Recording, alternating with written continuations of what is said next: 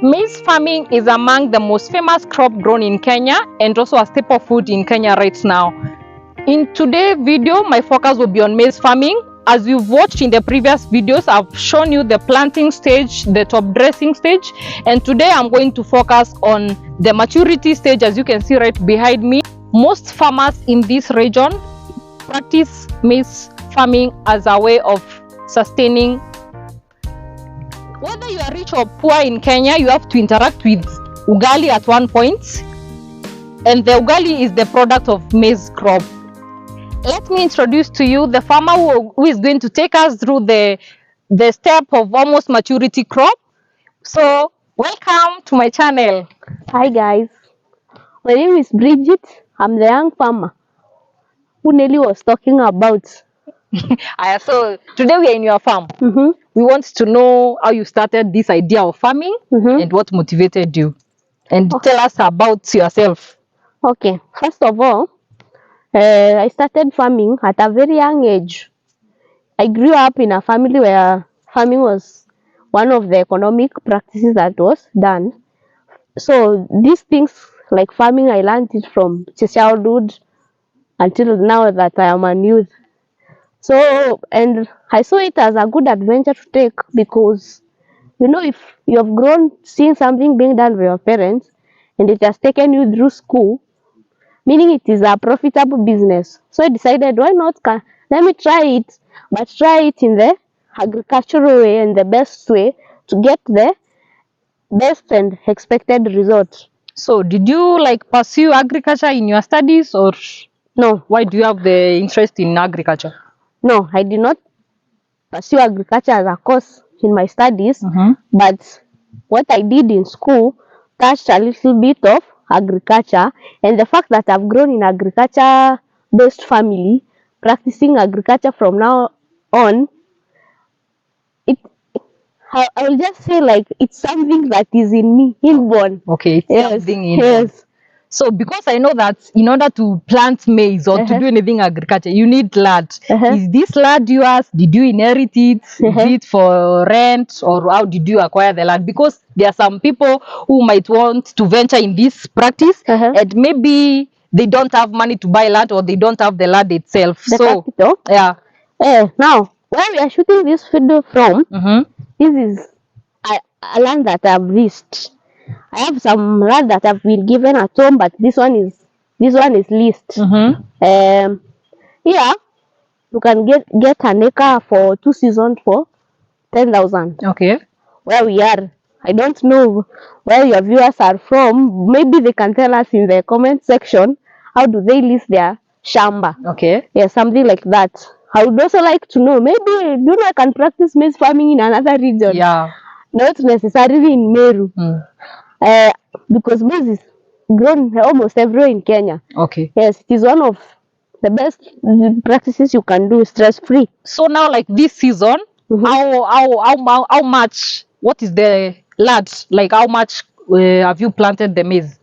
Like behind us is a 3-acre piece of land, and it is all under maize. You can maybe see some piece, but this is just because it is at the end. I don't want the erosion to carry the nutrient from the maize, so I've decided to intercrop it with this are called pigeon peas, something like that. I hope I'm right. And in case the guys are wondering why we are not getting into the farm, these things, when they cut you, like it's so itchy on your skin to get inside, but we will show you a snippet inside the farm so that you'll be able to see what we are talking about, and you can see the stages of maize. So Bridget, I want you to tell my viewers about maize farming and how you start farming. Even though I shown them the planting stage, you can just give us a recap up from to my this view. stage. Yeah, from your view. Okay, the first thing you have to do when you want to be a serious maize farmer, you have to seek education, trainings. Like you cannot just start from nowhere and you go saying that I'm going to practice maize farming. You have first of all to have knowledge. If you're doing it as a business, that is, you know, there are those people who just plant maize for their family use. Yeah. So even if they plant an acre and they harvest 8 bags, they are okay with it. Yes, like most people in this area do that. Yes, but me, I'm doing it as a business. Yeah. So the first steps, you have to identify a good land that is not prone to erosion, that is easily accessible near to water, because you'll need water for spraying.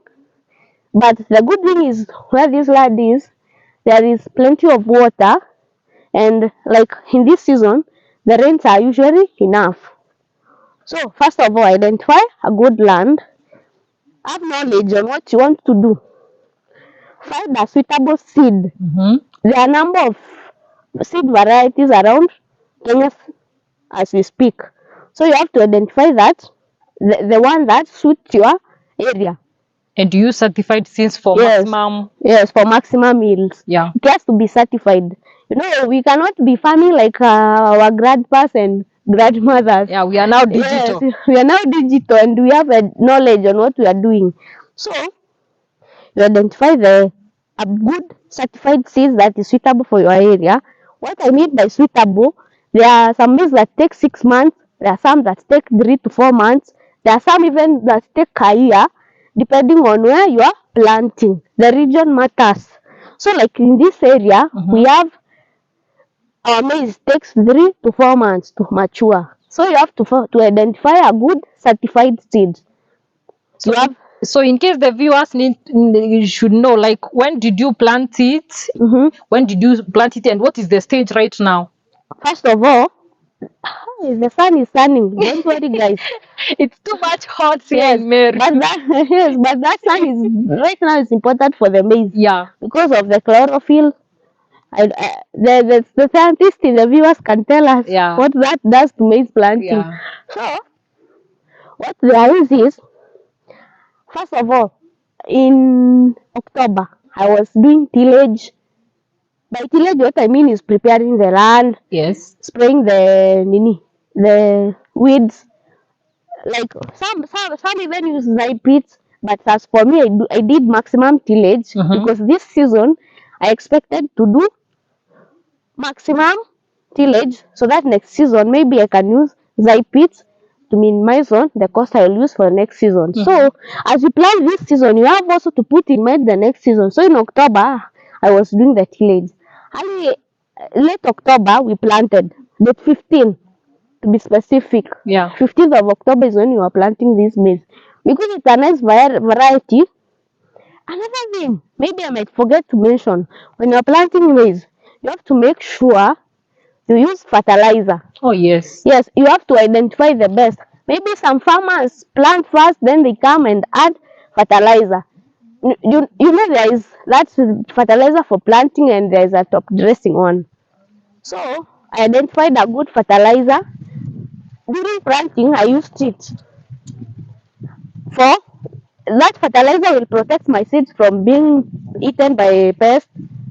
There are pests that exist in the soil naturally that can damage the seed. So, but that fertilizer, it clears some acidity level in the soil that protect the maize from the pests that stay in the soil. Something like that. Yeah, airborne pests. Yes. So from there, you make sure that after germination, you have to come and check your land if everything has germinated. And like for this season, we didn't have a problem with that. I come back again to a good certified seed. For some experience, like you get a section that maize has germinated well, then another one maize has not germinated. But as for me, I didn't have that problem this time round, and we thank God. You know, you can be saying that I have a good certified seed, but you know the producer, some fake their seeds. It is well known. So now, after perfect germination, now what next? The next step in maize planting is weed control. Come with me, I'll show you around. Maybe a snippet. Maybe you might fear the maize scratching you. I might fear the maize scratching me. Yes, but it is worth. So it is worth it. Like you can see, this is a perfect maize, well grown. Another thing, independent planting. You have to make sure that it is standing by its own. So for you plant one by one. Yes. One seed per hole. unless sometimes you ask for help, like you see, yeah, this person made a mistake, Yeah. but because the maize was well fed, it's still giving good result. As you can see, this is a perfect size. So do you dig holes or you dig the furrows? This one I did maximum tillage, Yes. then I did lip lines. Or lip lines? Yes. Okay, So so that that's you plant one one seed per hole. So you are telling me about Weed control. As you can see, the land is clear. Yes. What I beside to spray my farm, like I said, we are doing this in a digital way. Yeah. In the past, they used to use pangas and jembes to get rid of the weeds. Yes. But nowadays, there are technologies for that. So what I did is I used a very I come back again to identifying the right product that works for you. Yeah. I've been doing farming for a while, so now I have already known the best product that works for me. Yeah. So you go to the agrovet near you, you purchase it, and you come, you spray. As you spray once, then you go to the next stage, which is top dressing. After weed control. Yes, like I said, you had applied fertilizer first at the beginning of Planting. maize planting. Yes. And now you are doing another fertilizer application, which is top dressing. And I come back again to identifying the right brand that works for you. There is a number of fertilizers that are here. So you top dress. Then you go to pest control. But what I mean by pest is maize. Nowadays, maize is attacked by some pests. So you have to find a way of controlling the pest so that they cannot interfere with what you are going to harvest. So, like for my viewers, those who don't know the kind of pests that attack the maize crop, can you tell us a few? For now, how you control the them? most nuisance one and the common one is called the armyworm. Okay. I think every farmer in Kenya or in East Africa can tell us in the comment section below if they're experiencing the same. But around this region, we're experiencing that has a very huge problem. Okay. It is the main problem actually. When you're able to control that, you're okay with maize. Yes, the maize planting is good. Yes, for example, that is a armyworm. That one? Yes, you can show them. Is it affecting it? But now at this stage, it can barely interfere with the maize because the maize is forming the seeds. Okay. So from there, you spray, and as you spray,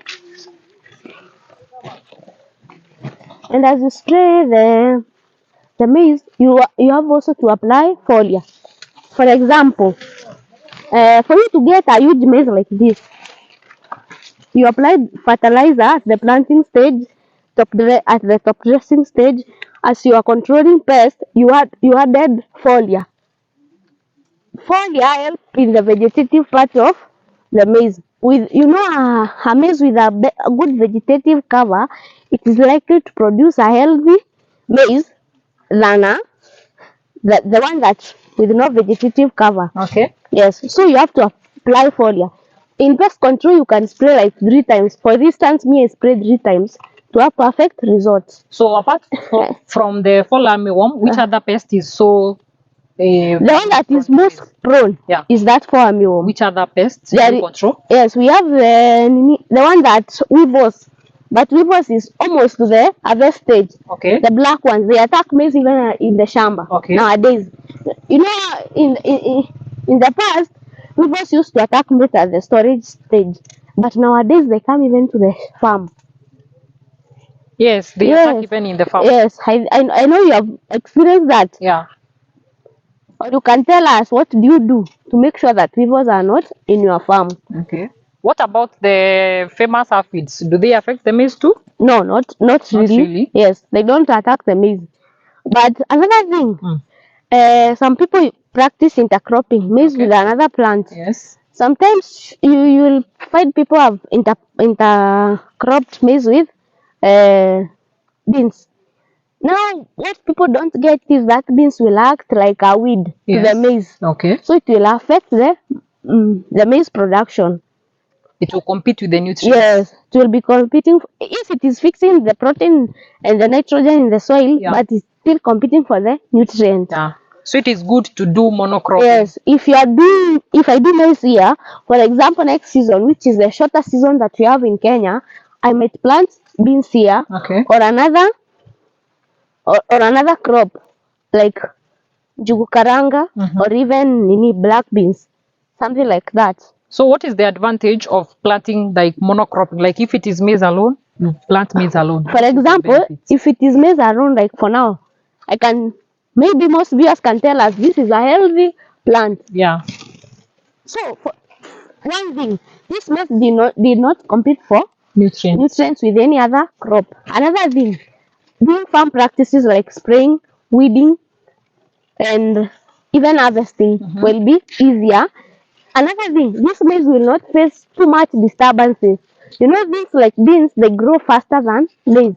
So during harvesting of beans, you will find that the maize is disturbed. So now we are at which stage? This is almost maturity stage. How old is the maize now? The maize now is 2.5 months. In the next 15 days, this maize will be ready to choma. If some of you know what is mahindi choma, Yeah, the famous mahindi choma. Mahindi choma you find on the roads from. If you are Kenyan, you must have come across mahindi choma. And also the boiled maize. Yes, and the mahindi chamsha. Yeah. For example, imagine this maize now. Look how big it is. If you are a customer who is now going to buy that mahindi choma, I'm very sure you'll be pleased by such a maize. And it is also a very nice way of adding value to your maize. You don't sell it on the farm. Yes. You add some value by because making mahindi choma. It is of more value. Yes. For example, like one mahindi choma like this in Meru. For now.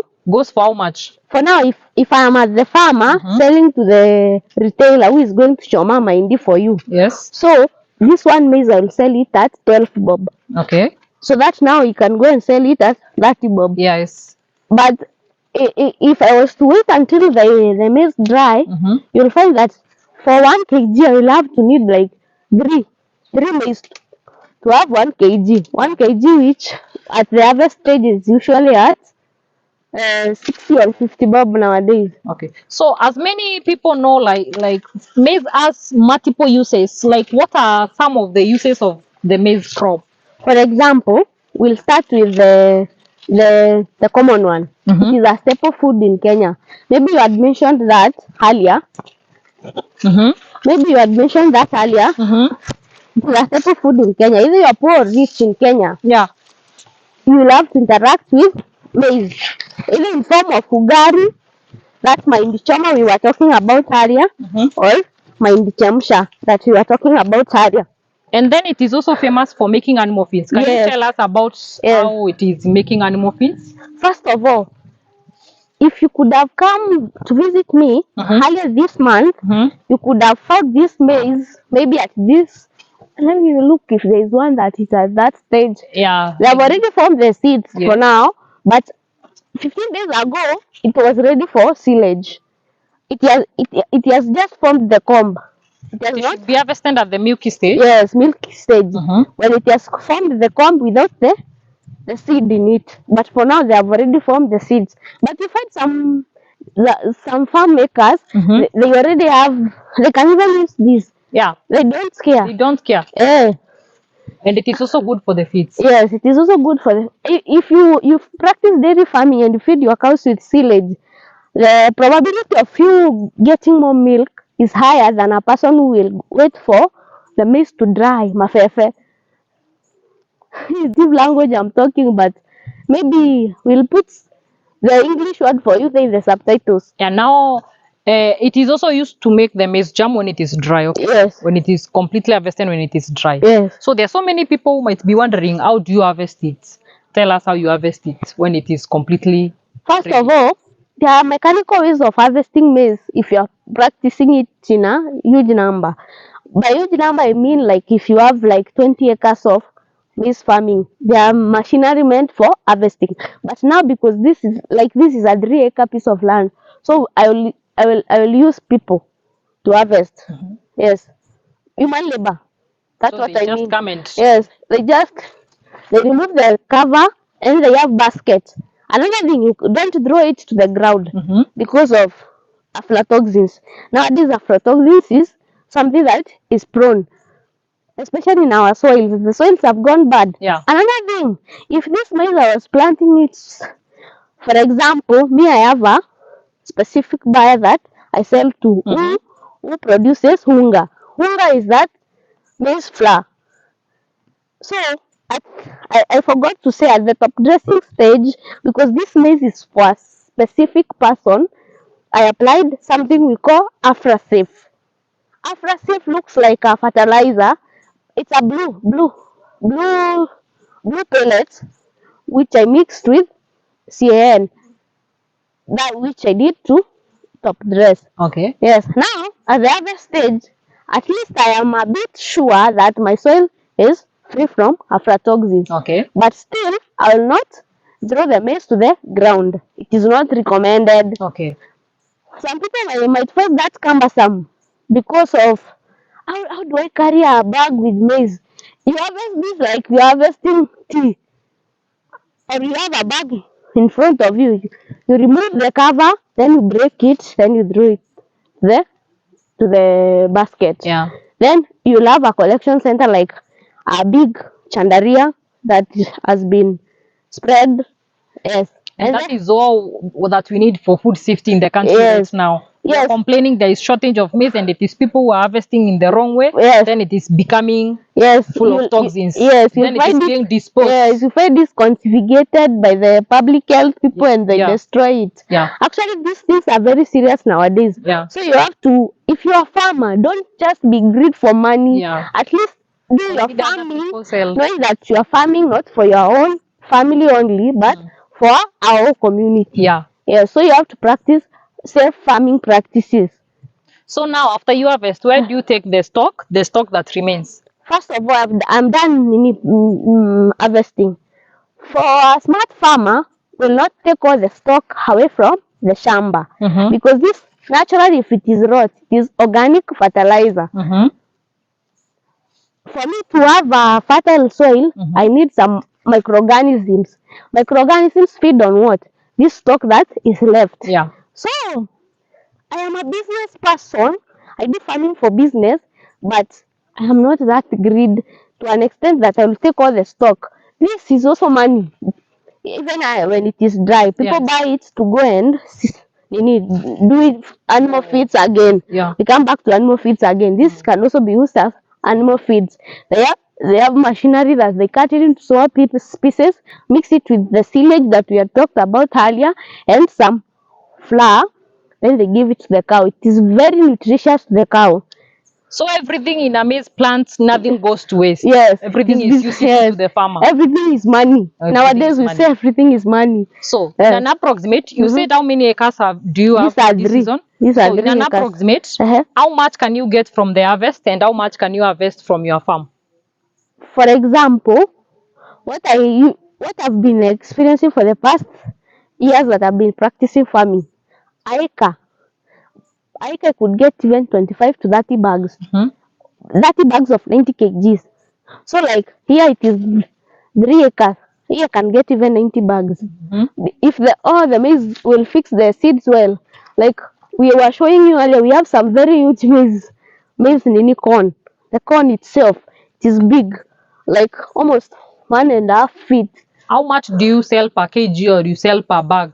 I had said earlier, I plant maize for a specific person who has a posho mill. Okay. A posho mill is what is used to do the grains to transform it into unga. Yeah. Which is the maize flour. The famous ugali. Yeah, the famous ugali. If you come to East Africa or Kenya, to be specific, you have to interact with ugali. Yes, it is so good, and it is so good for your health. Yeah. Yes. So, for example, these are my secret, but I've not mentioned the dealer, so I can mention the price.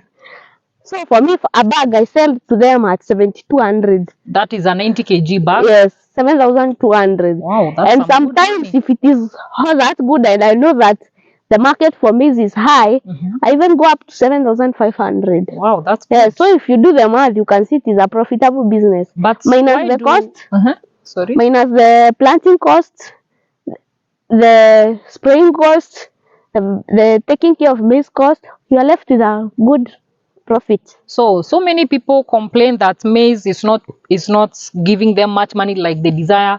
What mistake do you think that they are making that is making them not get them the profit that they need? You know, this is a 4-month business. So for you to invest in a 4-month business to give you a profit, you have to put money into it. You'll find most farmers, they will go for the cheap seeds, or they redo F2. But what I mean by F2 is like they have harvested this maize, they find the big one, they go and plant it again. So you see, they didn't use certified seeds. Okay. When it comes to fertilizer applications, for example, Aika, you are supposed to use 75 kgs. You find them using 50 kgs. You see, you are not investing in your farm, yet you still want to have the profit that you desire. How do you get the profit if you don't invest in it? Have you seen any business that works? No. Yes, you have to put some money into it. So Bridget, we have focused so much about the advantages of maize, and we have shown the viewers everything that they need to take as positive for the venture. So I know there must be some few challenges here and there. So can you tell us what are some of the challenges that you faced in your venture? That is a good question. Yes, in every business you do, there are challenges. So in maize farming, the most, I'll mention maybe 4. 4 will be enough. Okay. For example, too much pest. There are sometimes you experience too much pest for you even to control them. That can cause damage to your maize, which will minimize on the profit that you are going to make. Another thing, shortage of rains. You know that with all these climatic changes, so many things have changed. So you'll find insufficient rain will cause stunted growth to the maize, and even the plant itself will not be healthy, so it will produce more maize, which will minimize on your profit. Another thing, weeds. Sometimes weeds can be stubborn, my friend. You decide to, like, you put all the effort on the weeds, you focus on the weeds, so you waste so much money on the herbicides. Profits are gone again. Yeah. Another thing, Because again, the herbicides are expensive. yes. Another thing, soil. You might think that the soil has some nutrient in it. You find it that maize does well in loamy soil or loamy. And even the pH matters, I think. Yes, you should the also, pH, the acidity level of, yes, that also and most farmers don't test their soils. yes, unless, like, for me, I do test soils because, like I said earlier, I do this as a business. So those are some of the things that we face. Even doing those tests, it is expensive. What about the market price? Even the market, maize has no fixed market, like I said. For instance, the other days we were selling maize in a 90 kg bag at 4,000. Yes. So it can go up, easily fluctuate, easily go up. So for you to be able to study the market and know when to sell your maize, it is a bit tricky. Okay. Yes. Those are some of the challenges that we face. So guys, that's it for today. I hope you've loved the venture. Bridget has demonstrated to us so many things, good things about maize planting. I hope you try this in your farm and it will give you good results. So don't forget to like my videos, comment down below, and subscribe to my YouTube channel for this and more of this. So till next time, thank you so much, Bridget, for giving me an interview in your farm. Thank you. Bye, guys. See you in the next video.